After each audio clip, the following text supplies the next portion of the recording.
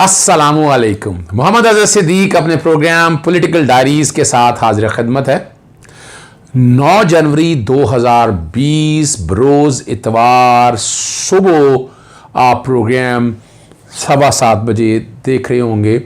रात के प्रोग्राम में डिज़ास्टर और बाकी हालात और वाक़यात के हवाले से मैंने बड़ी तफसीली गुफ्तगू कर ली है। एक किसी ने दोस्त ने एक ट्वीट किया था और मुझे फिर उस पर बात करनी पड़ी और वो मैं आपके सामने रख देता हूँ। और वो इसलिए ज़रूरी है आप लोगों के लिए ताकि हम समझ सकें कि हम क्या कह रहे हैं। और वो बड़ा स्पेशली क्या लोग कह रहे हैं कि नवाज़ शरीफ, मरीम नवाज़, शहबाज शरीफ और दीगर ख़ानदान के अफराद ने मरी और गिरदो नवा में अपने घरों और मोहल्लों में लोगों के लिए जगह फराहम कर दी है। क्या ऐसा हुआ है? कोई तो बताए। हमें भी कोई मैंने पूछा है, गरीदा फ़ारूकी को भी पूछा है, तो उम्मीद है कोई ऐसी बात सच ही हो। बहरहाल मैंने ये रात को ट्वीट कर दिया था और वेट कर रहा हूँ कि शायद अभी तक आया नहीं कोई नतीजा इसका, जब तक ये प्रोग्राम मैंने रिकॉर्ड किया। 2 इशू पे गुफ्तगू करनी है। एक तो मुस्लिम लीग नून का अंदरूनी इजलास की कहानी आपके साथ बतानी है। इनकी नींदें हराम हुई हैं, कुछ डीलों की बातें को दम तोड़ गई हैं। दूसरा जो है मैंने वो बड़ा मसला बन गया है कि राना शमीम ने तौहीन अदालत में सज़ा कबूल करने से इनकार कर दिया है, जो मेरे तक इतला आई है। राना शमीम ने यह बयान इस बुनियाद पर दिया था कि वो सदर पाकिस्तान के उम्मीदवार हैं। बिल्कुल उसी तरह आपको पता है रफ़ीक तारड़ जिस तरह बने थे, बिल्कुल उसी तरह जब ममनून हुसैन बने थे, कोई काम करके है ना, गॉड फादर या सिजरियन माफिया के हवाले से उन्होंने तो कहा कि मुझे तो आपने ये कहा ही नहीं था, ये क्या हो गया है, ये कसूर आपका है। और अब तो अगर उन्हें याद रखिएगा, मैं आपके सामने आईने पाकिस्तान 1973 ये आपके सामने रखने लगा हूँ। आर्टिकल 63 आपके सामने इसलिए पढ़ना ज़रूरी है कि क्या वाकई तौहीन अदालत की सज़ा हो जाए तो फिर क्या बनेगा। तौहीन अदालत की सज़ा के हवाले से बड़ा क्लियर है आर्टिकल, और वो है article 63(1)(g). He has been convicted by a court of competent jurisdiction for propagating any opinion or acting. ये आपके सामने इसलिए पढ़ना ज़रूरी है कि यहाँ अब बड़ा वादे तौर पर है। और ये आर्टिकल 19 के कॉन्टेक्स्ट में ही है, आर्टिकल 19 ही के कॉन्टेक्स्ट में है। आपको याद है मेरा ही केस है रिपोर्टेड, PLD 2000 गालिबन 14 है, सुप्रीम कोर्ट 774, जिसमें यूसुफ रज़ा गिलानी तौहीन अदालत में मोहम्मद अज़हर सिद्दीक से रिपोर्टेड है। तो अगर तौहीन अदालत में सज़ा हो जाए तो आप तो नाअहल हो गए, आप इलेक्शन ही नहीं लड़ सकेंगे। तो ये बड़ी क्लैरिटी की बात है। आपको याद है कि यूसुफ रज़ा गिलानी भी 5 साल इलेक्शन ही लड़ सके थे। तो राना शमीम के लिए बड़ी मुसीबत पड़ गई है, नींदें हराम हो गई हैं उनकी कि ये क्या हो गया। वो अब प्रेशर डालने की कोशिश कर रहे हैं इधर से उधर से कि किसी तरह से वो तौहीन अदालत के जुर्म से बच सके। अब फ़र्द जुर्म आयद होनी है और सज़ा बड़ी लिखी पड़ी है, उसके बाद कोई डाउट नहीं है इसके अंदर।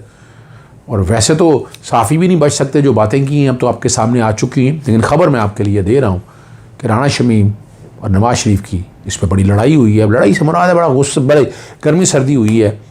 और तौहीन अदालत की सज़ा कबूल करने के लिए राना शमीम तैयार नहीं है। और अगर तौहीन अदालत में सज़ा हो गई तो सदारत की सीट चली जाएगी और कोई पता नहीं। वो अब लड़ाई लड़ने के लिए राना शमीम तैयार हो, आने वाले दिनों में आपको पता चल जाएगा। अगली मुस्लिम लीग नून की इजलास की अंदरूनी कहानी आपके साथ गुफ्तगू करनी है। सामने आ गई है तंजीमी इजलास में, और नवाज़ शरीफ ने जो है ना लॉन्ग मार्च को कामयाब बनाने के लिए पार्टी रहनुमा और कारकुनान को हदायत जारी की हैं। और आखिरी जनवरी के आखिरी हफ्ते में कन्वेंशन का आगाज़ करेगी। ये बेसिकली इलेक्शन लड़ने की तैयारी हो रही। अंदर की बात मैं बताता हूँ, जिनमें शहबाज शरीफ और मरीम नवाज़ खिताब करेंगी। परवेज़ रशीद ने बताया कि पीपल्स पार्टी और नून लीग का मकसद हुकूमत से छुटकारा है। अगर पीपल्स पार्टी ख्वाहिश का इजहार करे तो उनकी अखलाकी और सियासी हमायत करेंगे, जबकि PP की और अपोजिशन की दीगर जमातें जो है ना वो एहतियाजी तारीख के लिए इकट्ठी भी हो सकती हैं। ये कहना है उनका, जो बात चल रही है। और हिकमत अमली के हवाले से बात है कि PDM पर तय की जाएंगी और PDM जो फैसला करेगी उसका पीपल्स पार्टी को आगाही दे देंगे। और पीपल्स पार्टी और नून लीग जो है ना शफाफ इलेक्शन चाहते हैं। और अगर 2022 में इलेक्शन ना हुआ तो मुल्क को नाकाबिल तलाफ़ी नुकसान होगा। पता नहीं ये नाकाबिल तलाफ़ी नुकसान से क्या मुराद है, ये उनकी है, लेकिन इसमें से भी हवा निकल जानी है। इलेक्शन अपने वक्त के ही होने हैं और वक्त के डिज़ोल्व होने के हवाले से मैं बता चुका हूँ कि अगर वक्त से पहले तहरीक अदम एतमाद आती है तो खुर्शीद शाह का नाम नहीं आता। खुर्शीद शाह का भी भांडा फूट चुका हुआ है, उसमें नई कोई डेवलपमेंट है अभी मैं गुफ्तगू नहीं कर रहा, चूँकि प्रोग्राम का वक्त ज़्यादा लंबा हो जाना है। अभी हम चलेंगे जुल्फ़कार शाह साहब के साथ ड्रग्स के कॉन्टेक्स्ट में, जो मनशियात के कॉन्टेक्स्ट में हाई कोर्ट का फ़ैसले के बाद जो एक कमेटी की मीटिंग होने वाली है उस पर तफसीली बात करेंगे। इजाज़त दीजिए, अब चलते हैं जुल्फ़कार शाह के पास। जी चलते हैं प्रोग्राम के दूसरे हिस्से की तरफ।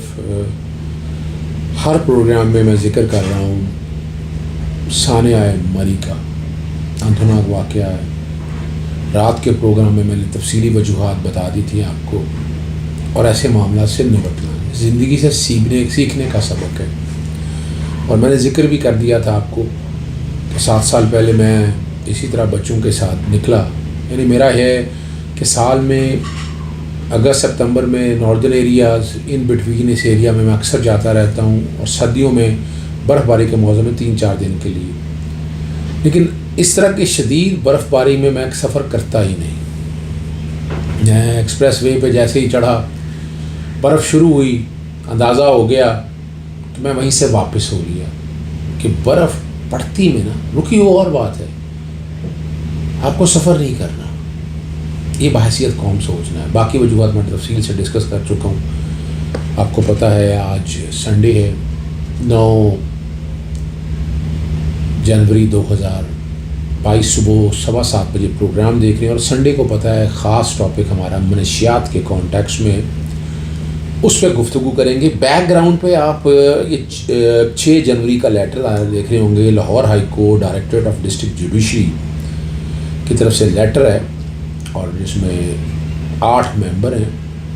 मैं हूँ, अहमद हसन खान एडवोकेट हैं, जुल्फ़कार शाह साहब मेरे साथ तशरीफ़ रखते हैं, कंसल्टेंट है, एडिशनल चीफ सेक्रेटरी है, और एडिशनल चीफ सेक्रेटरी होम है, एडवोकेट जनरल पंजाब हैं, डायरेक्टर जनरल ANF है, और Salman Kazmi young secretary general young doctor association. और उसके अंदर एजेंडा मीटिंग का मैं पहले भी हम जिक्र कर चुके हैं, लेकिन वो मैं चाहूँगा वो कई एजेंडे हैं।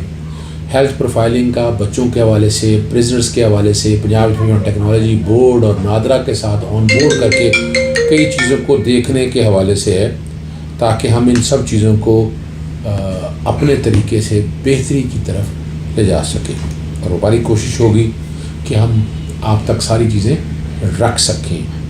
चलते हैं जुल्फ़कार शाह साहब की तरफ। चलें जी, मेरे साथ जैसे मैंने अर्ज़ किया, और ख़ास तौर पर जुल्फ़कार शाह साहब मौजूद हैं। ये 2 सफ़ों का आपको बैकग्राउंड पे चल रहा होगा।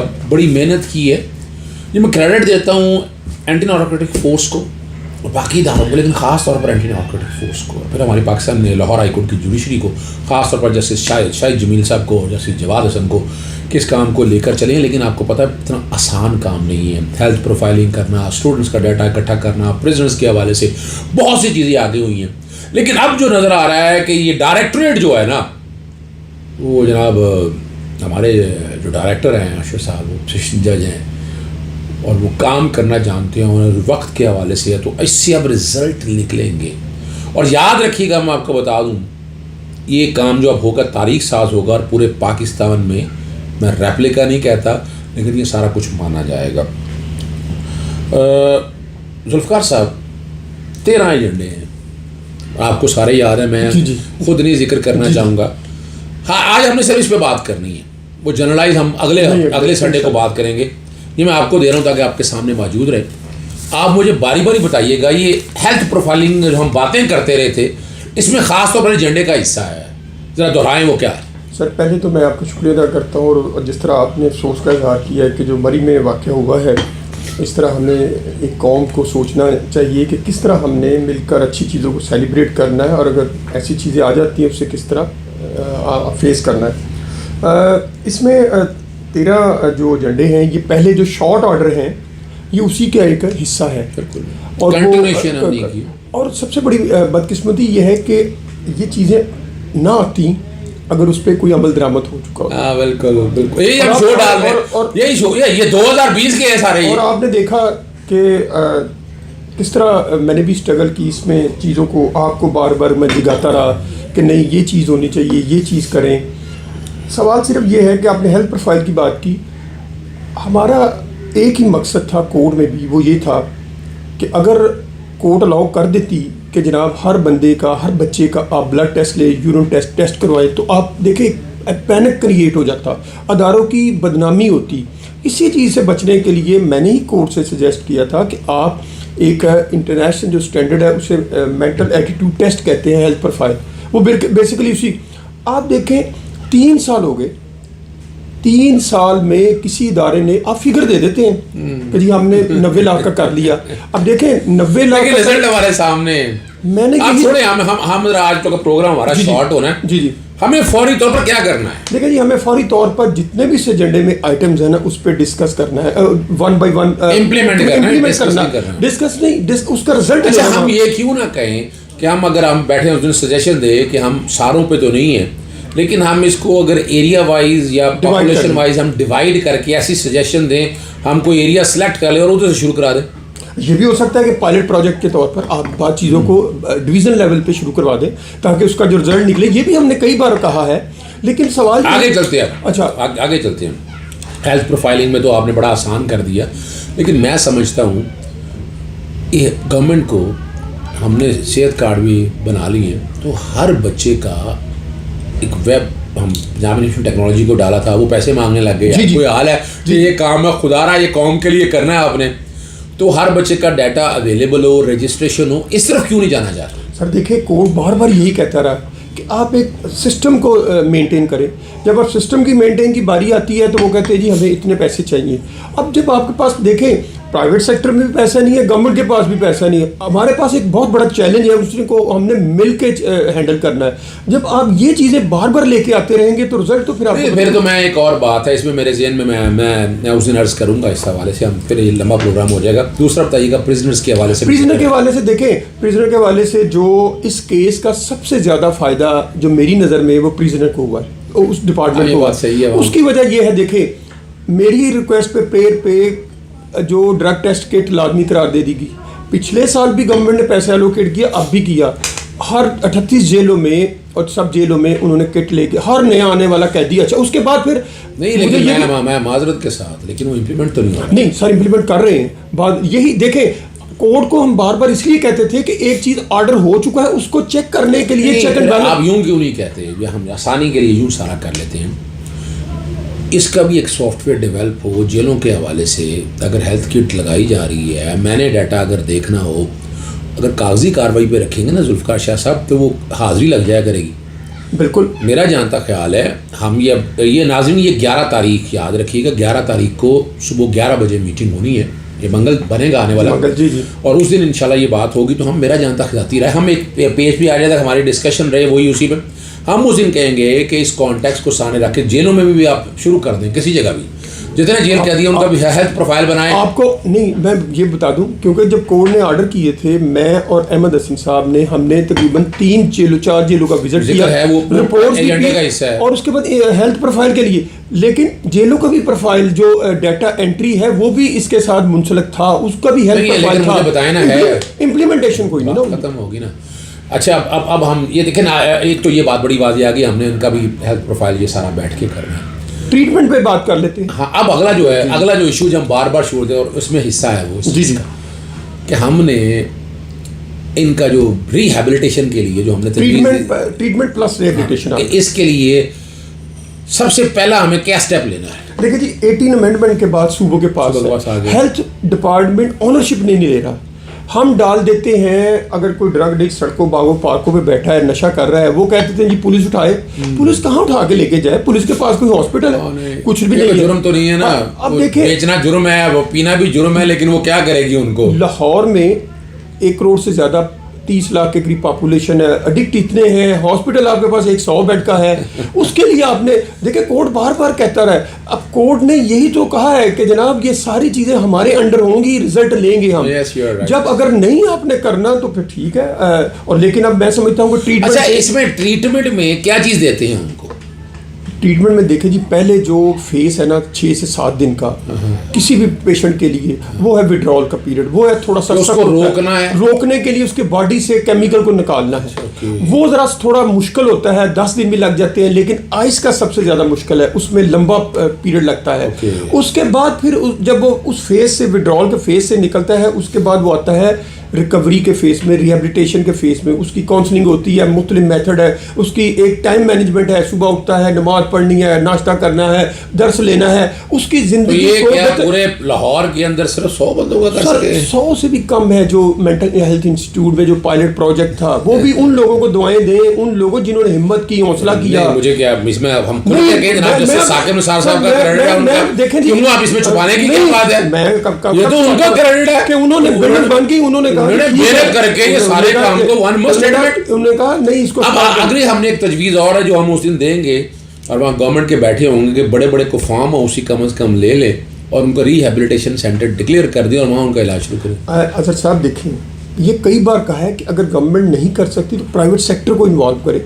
मैं कई बार कहता हूँ हमें कोई ऐसी चीज़ दें, हम 500-600 बेड का हॉस्पिटल बनाने के लिए तैयार हैं, और खुदा के लिए कुछ करें तो सही ना। मैं और आप कितनी बाहर कह के थक जाएंगे।